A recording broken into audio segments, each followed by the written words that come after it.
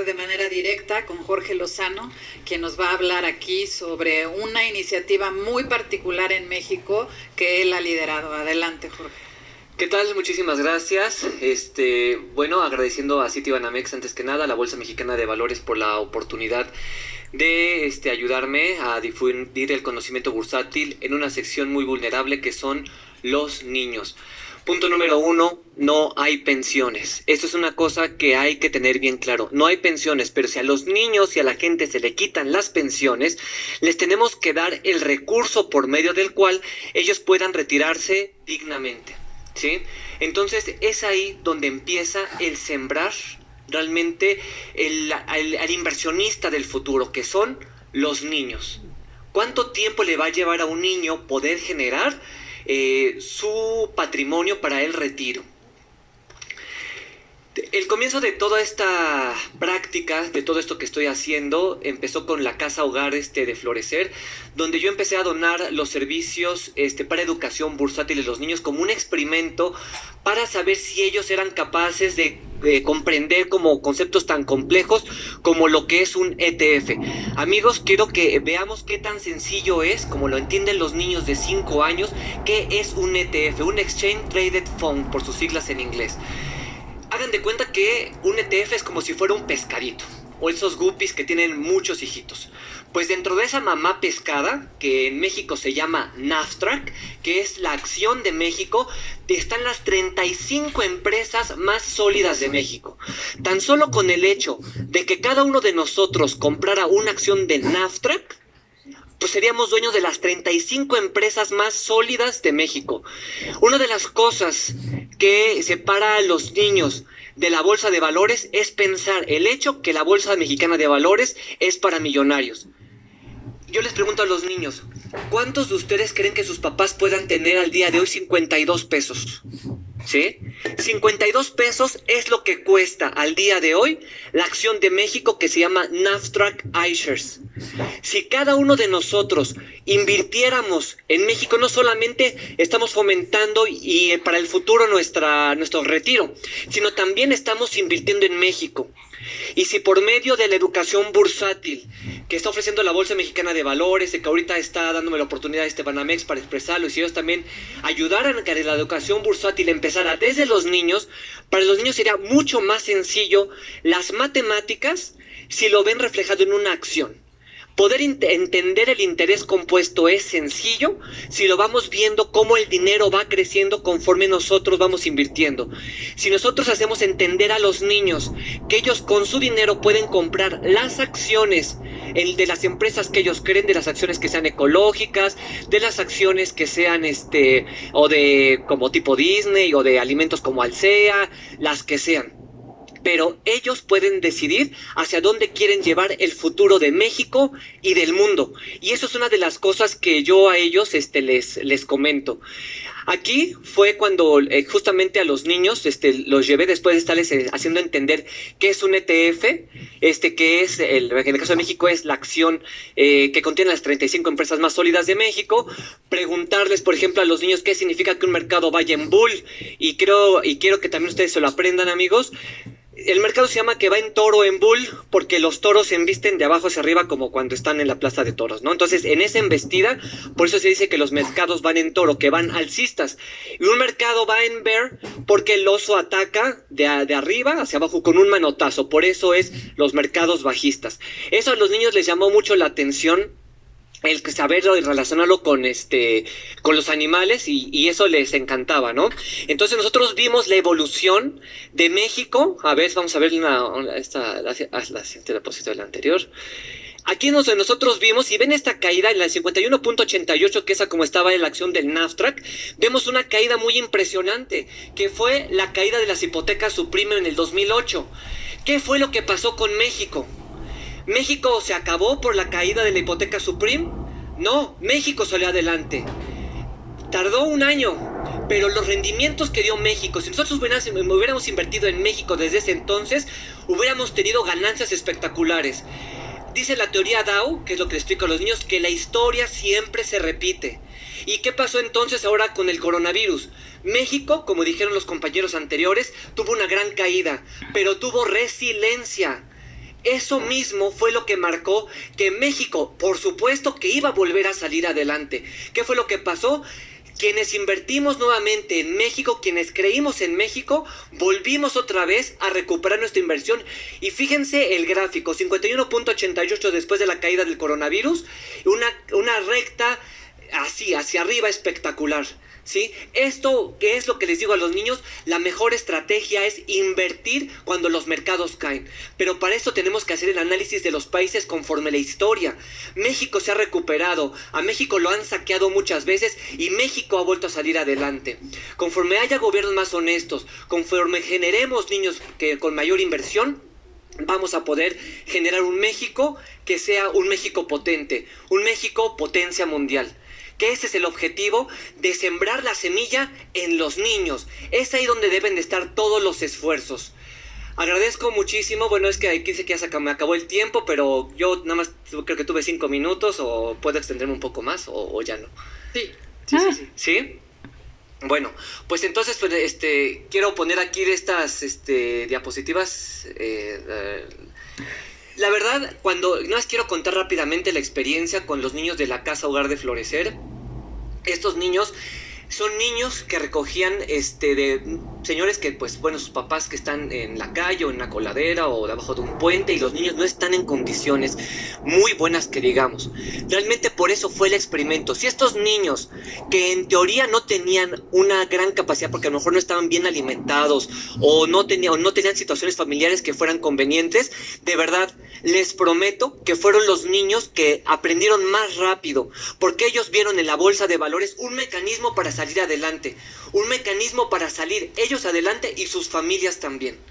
Entonces, si estos niños que se creía que a lo mejor no podían tener las máximas capacidades lo lograron, en una semana estos niños aprendieron, y al siguiente estaban en la Bolsa Mexicana de Valores haciéndoles el examen. Yo le estaba haciendo el examen. Y ahí fue cuando, pues sin querer, me vio el director de la Bolsa Mexicana de Valores, Oriol Boschpar. Y fue cuando los niños, yo les preguntaba, dijo, ¿cuántas empresas conforman al NAFTRAC? Apréndansela todos. El IPC, que es el índice de precios y cotizaciones, que generalmente cuando vemos en las noticias que el IPC subió 200 unidades o el IPC bajó 100 unidades, casi a nadie le interesa. Y eso debiera de ser lo que nos debería de interesar a todos como mexicanos, porque ahí están las empresas, ahí está la economía del país. Entonces, cuando sabemos que el NAFTRAC es lo que representa el movimiento del IPC, y que son las 35 empresas más sólidas de México, y que eso es el termómetro de México, es ahí donde nosotros debemos entender que eso es lo que está viendo la economía. Entonces los niños, al invertir en el NAFTRAC, que son 51 pesos, ahorita a lo mejor pueden ser 52 pesos, no sé la cotización del día de hoy, podemos tener la capacidad de invertir en México y apoyar las empresas mexicanas, ¿sí? Entonces estos niños lo aprendieron, ellos lo dijeron ahí en la Bolsa Mexicana de Valores, después les tomaron video cuando se les hizo el examen a los niños. Entonces, si los niños de entre 5 a 12 años lo pueden aprender, todos lo podemos aprender. Eso es la educación financiera, eso es la educación que todos debemos de tener, porque nuevamente repito, no hay jubilaciones. Ahora el destino está en nuestras manos. Tenemos que generar un México de inversores, a un México potente, a un México que con conciencia sepa qué empresas debe de apoyar, y eso se logra desde niños, ¿sí? Entonces, bueno, muchísimas gracias por esta oportunidad de decirles a todos ustedes que hagan que sus niños inviertan. Entren a la página de Yahoo Finanzas, vean que México es una gran oportunidad de invertir. México pasó, por favor véanlo, en el año del 2012, la acción de México costaba 5 pesos con 80 centavos. La acción de México ahorita cuesta casi 52 pesos. ¿Cuánto de rendimiento es? Hay que preguntarnos, ¿vale la pena invertir en México o no? Yo creo que sí. Vale la pena ser socios de México y crecer junto con él. Hagamos de este México un México potente, un México potencia mundial. Muchísimas gracias, Jorge. Gracias por esta experiencia tan exitosa, por compartirla con nosotros. Además, se ve que te genera mucha pasión, porque se ve que ha tenido muchísimos resultados. Y yo con esto también de hablaría de la importancia que señalaron los tres sobre experiencias muy concretas, sobre tener una educación práctica. Me parece muy relevante lo que mencionó Juan sobre experiencias prácticas, un cajero de cartón, tú hablando de la experiencia específica de la Bolsa Mexicana de Valores, o sea, qué importante es que la gente, niños, jóvenes, adultos, aprendan haciendo, ¿no? Y que de esa manera logren internalizar los conocimientos y vean realmente el éxito de esos conocimientos y de esas capacidades y competencias. También me gustaría resaltar todo el tema de género que tocaron Diana y Juan sobre...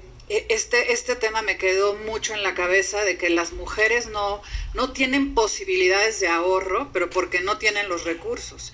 Pero sin embargo, cuando sí tienen los recursos, son mucho más ahorradoras y cuando tienen las capacidades financieras, lo aprovechan, pareciera, de una mejor manera. Y esto me lleva a una de las preguntas que la hace Diego Pérez Vargas, pero que además es una de las preguntas que más gente vota, que quiere saber.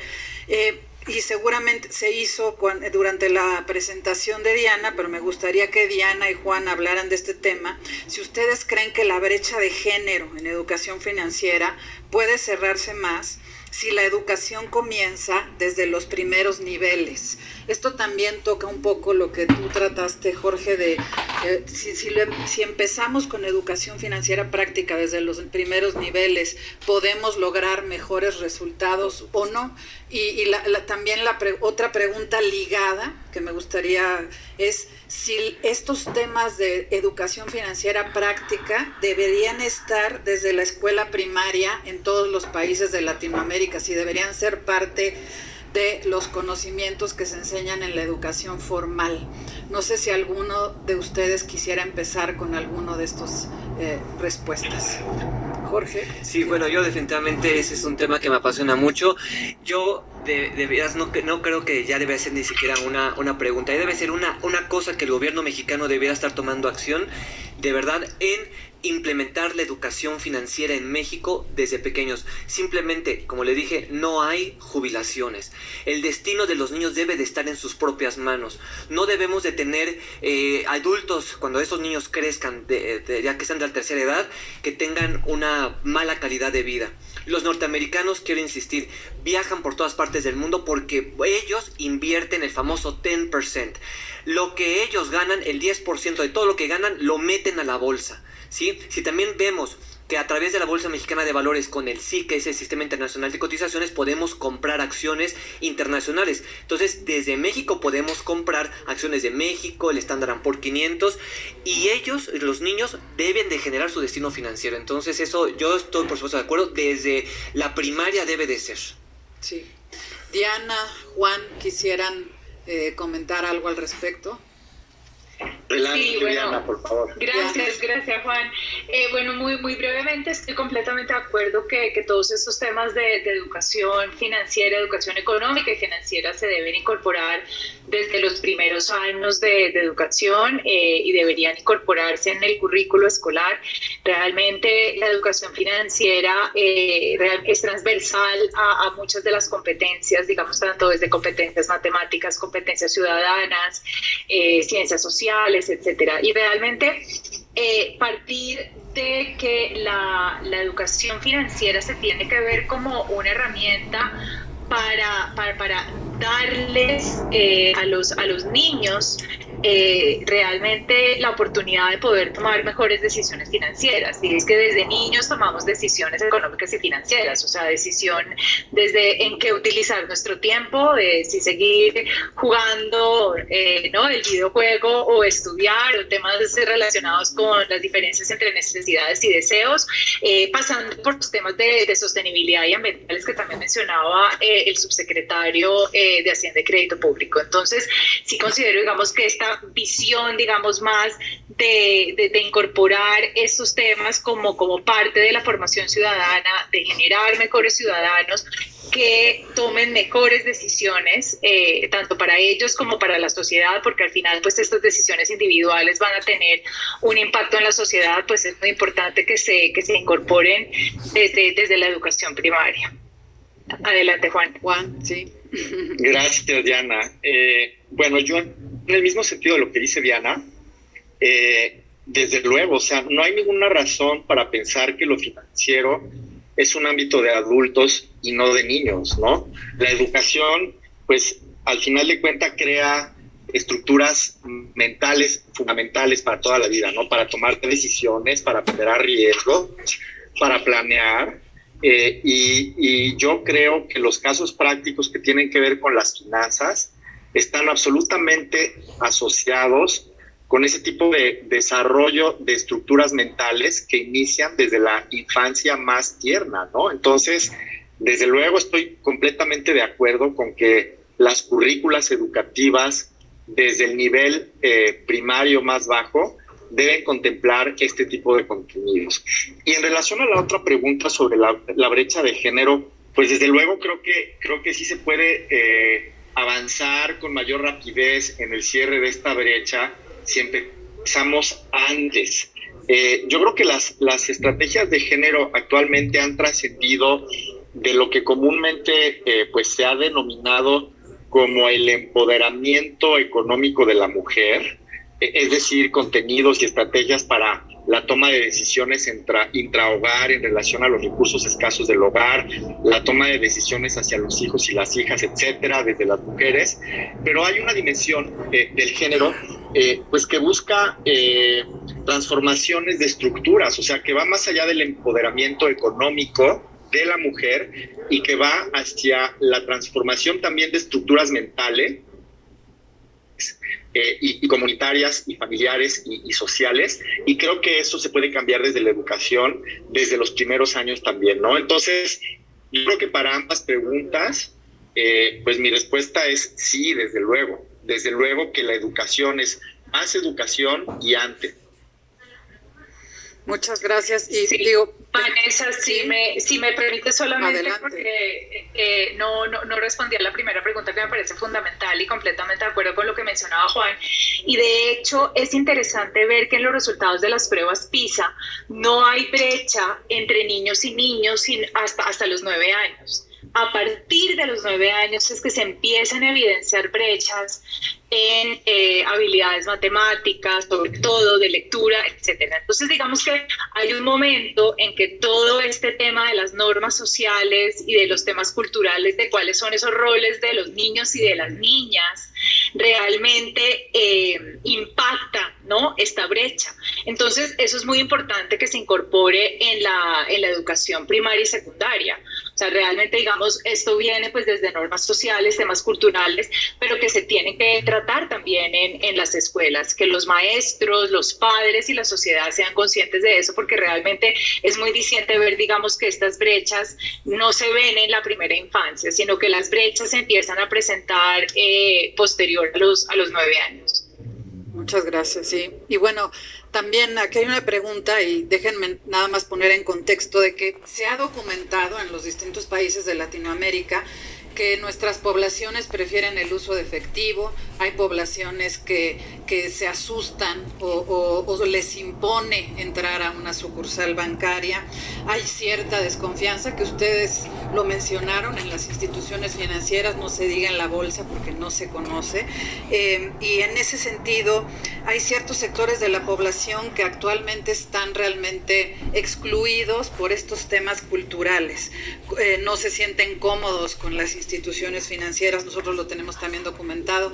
En este sentido también nosotros desde Citibanamex hemos impulsado temas de inclusión también práctica, que se generen otro tipo de fintechs para que la gente empiece a conocer los servicios financieros de una forma digital. Si lo que impone es la sucursal y la institución, que se utilicen medios digitales.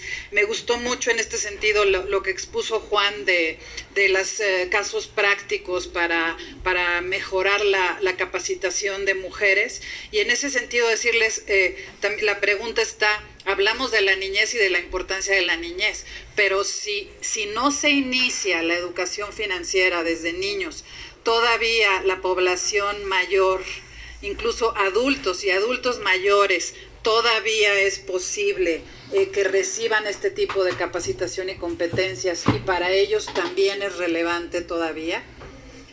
¿Alguien quiere? A ver, aquí Jorge. Sí, por supuesto que sí. De hecho, como comentaba, vimos que si un niño de 5 años puede entender conceptos tan complejos a través de explicaciones tan sencillas como el del pescadito, que es el guppy, que tiene ahí 35 empresas, que ese es un ETF, la mamá pescada, con esa misma sencillez se puede enseñar a los adultos mayores. Y en general el proyecto que tenemos es llevar la educación bursátil a los pueblos originarios, ¿sí? A los pueblos indígenas, educarlos bursátilmente para que ellos justamente, ya sea que no quieran entrar a sucursales y demás, pero a través de un teléfono digital ellos puedan empezar a hacer sus operaciones, sus inversiones. Y hay que recordar la historia. Antiguamente, cuando vemos las películas de Pedro Infante, Jorge Negrete, que ellos cargaban bolsas con plata, bolsas con oro, y cómo se pudo pasar del oro, la plata a billetes. Fue un periodo, un proceso transitorio, en donde ellos iban al banco, cambiaban su oro por billetes y quedó esa como paridad. Ahora ya no van a existir billetes, ahora todo va a ser digital, pero para eso los celulares están haciendo la transición. A veces los medios electrónicos son nuestra forma de comunicarnos con los demás, entre las personas y demás. Entonces nosotros podemos hacer transferencias y nos resulta más sencillo también. Entonces creo que esa forma, a través de los celulares, es una buena forma de acercarnos tanto a adultos mayores como a comunidades indígenas, para que estén todos incluidos en este crecimiento digital en la economía. Gracias, Jorge. Diana o Juan. Pues yo creo que se ha hablado de alguna manera en otras mesas a lo largo del evento sobre distintos segmentos, ¿no? Y cada segmento tiene necesidades diferentes, tiene canales para la creación de capacidades distintos y por lo tanto a cada segmento, trátese de mujeres, de jóvenes, de adultos mayores, pues hay contenidos y hay canales y necesidades diferentes, ¿no? Y creo que en eso se ha avanzado muchísimo. O sea, yo lo que he visto en los esfuerzos de educación financiera, no nada más de la Fundación Capital, sino de otras organizaciones, otros gobiernos, es que hay mucho mayor conciencia de los segmentos y de las necesidades diferentes que tienen los segmentos. Y una de las enormes ventajas de la digitalización y de los canales digitales es que podemos monitorear si sabemos qué indicadores queremos usar y si tenemos los datos que podemos recabar de forma digital, pues es más fácil segmentar esos datos y ver cómo podemos ser más efectivos con cada uno de esos segmentos, ¿no? A través de los canales. Entonces, sí, o sea, desde luego, la educación yo creo que es para todos, ¿no? Y no importan las edades ni el género, ¿no? Diana, ¿algún comentario? Sí, muchas gracias, Vanessa. No, bueno, de acuerdo con todo lo que han mencionado, solamente yo creo que resaltar la necesidad de entender lo que mencionaba Juan, las necesidades de los diferentes grupos poblacionales, identificar cuáles son esas barreras que están enfrentando. En el caso de los adultos mayores, si la barrera es la digitalización, o sea, porque lo que estamos viendo y el fenómeno muchas veces con los adultos mayores es que son personas que estaban incluidas financieramente, pero que por el auge de los temas digitales se están viendo excluidos recientemente. Entonces, si realmente la barrera es la digitalización, ¿cómo poder acompañarlos también con temas de alfabetización digital? Realmente, digamos, estos son fenómenos pues que no van a dar marcha atrás. Entonces, el hecho, digamos, de que ya no haya sucursales y no puedan hacer, digamos, muchas de sus transacciones a nivel presencial, o que también las entidades financieras pues complementen los temas digitales con otro tipo de canales, y entender precisamente a partir de ese análisis de necesidades o de ese viaje del consumidor, ¿no? De este customer journey, entender también cuáles son los mejores canales. Juan mostraba algo bien interesante de la experiencia de Fundación Capital, de cuando no necesariamente la digitalización funciona para algunos grupos de la población. Entonces, ¿cuáles son esos mejores canales de entrega para lograr precisamente una mayor inclusión y precisamente enfocarse en entender estas necesidades y empezar a reducir estas brechas a partir de ese entendimiento de las barreras, ¿no? O sea, si son barreras conductuales, si son barreras de comportamiento, son barreras también, digamos, relacionadas con temas de alfabetización. Muchas gracias. Y una última pregunta, que es como la pregunta del millón, pero aquí dice, según su experiencia y teniendo recursos limitados, un banco o institución financiera, ¿en qué grupo de la población debería concentrar sus esfuerzos de educación financiera? ¿En qué segmento? Definitivamente los niños. Yo definitivamente creo que toda su capacidad, toda su fuerza de los bancos, de la bolsa y demás, debieran de estar haciendo en los niños. Los niños no tienen la barrera de un adulto, de tantos prejuicios que hay de que no es difícil, es para millonarios, o sea, nos excluyen los bancos. Eso no lo tiene un niño. Los niños tienen la mente un poquito más clara. Entonces, cuando un niño simplemente aprende algo, lo aprende porque se le está enseñando. ¿Sí? Lo aprende con juegos, como había dicho la compañera. Es con juegos, a través de enseñarlo y aplicarlo inmediatamente. Esas son de las cosas que a un niño se le queda. Y ese niño va a ser un inversor. Ese niño va a ocupar todas las cuestiones financieras, las tarjetas de crédito, de débito, seguros, si lo entiende, el para qué y sobre todo si lo va viviendo. Pero eso es la educación financiera, pero se tiene que hacer en niños. La verdad, ya muchos adultos dicen, yo no pongo mi dinero en el banco porque quién sabe qué va a pasar y si me lo regresan o si no. O sea, hay mucha resistencia con eso. Entonces se debería de sembrar las semillas en los niños. Sí, alguna apuesta, ya no tenemos tiempo, pero alguna apuesta, Diana o Juan, con una palabra, grupo. A ver, yo rápidamente diría, creo que la educación no es un juego de suma cero donde debemos, digamos, privilegiar necesariamente a un grupo sobre otro. Desde luego los bancos tienen modelos de negocio y tienen segmentos que tienen distintas ponderaciones en la importancia que significan hacia sus modelos de negocio. Pero si pensamos desde un punto de vista de ecosistema, como mencionaba yo en mi intervención, creo que deben promoverse alianzas público-privadas para que con los esfuerzos conjuntos de educación financiera, y creo que la educación financiera es responsabilidad de todos, se puedan atender necesidades distintas para segmentos diversos. Finalmente, las demografías de los países y de las economías tienen segmentos bien diferentes que en algunas sociedades importan más que en otros. En Europa, por ejemplo, pues son poblaciones compuestas con una mayor proporción de adultos mayores que en América Latina. Y entonces yo no quisiera privilegiar un segmento sobre otro, sino más bien hablar de una responsabilidad compartida dentro de un ecosistema de actores públicos y privados. Y perdón, gracias. No fue una sola palabra. Sí, gracias, Juan. Diana, una palabra ya para cerrar. Tú tienes una palabra. Vamos a partir. Gracias, qué responsabilidad. A partir de lo que ya ha mencionado Jorge y Juan, realmente sí creo que las entidades financieras también deben centrarse precisamente en sus clientes. Y en lograr que los programas de educación financiera tengan impacto en la salud financiera de los clientes. Porque muchas veces lo que se hace es simplemente programas de educación financiera muy homogéneos para diferentes grupos poblacionales, pero realmente yo creo que un tema en donde las entidades financieras pueden lograr un impacto es en realmente generar esos cambios de comportamiento en sus clientes, que estos clientes tengan mejores niveles de salud financiera, porque pues realmente esto va a tener un impacto importante no solamente en sus modelos de negocio, como mencionaba Juan, sino también pues en el bienestar financiero de la población. Bueno, pues muchísimas gracias a los tres. Gracias por compartir sus conocimientos y las experiencias. Hasta luego. Gracias. Muchas gracias. Gracias. Pues, ¿qué tal? ¿Cómo les pareció este excelente panel? Pues yo lo disfruté muchísimo. Recuerden que todo se va a quedar grabado ahí en la sección On Demand. Ahí van a poder ustedes escuchar posteriormente cada una de las ponencias, cada una de las conferencias que se